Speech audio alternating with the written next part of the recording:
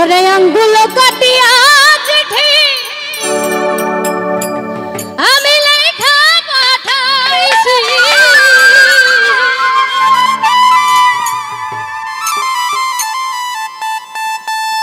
ও ময়না রাগ কইরো না রে আমি তোমারই আছে।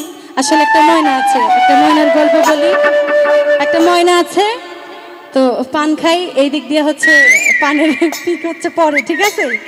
তো আমার আবার একটা ছেলে আছে, মানে সে তার জন্য এতই পাগল, প্রতিটা স্টেজে গেলে খালি ময়না আর ময়না, ময়না ছাড়া কিছুই বোঝে না। আঙ্গুল কাটিয়া চিঠি লেখা পাঠাইছি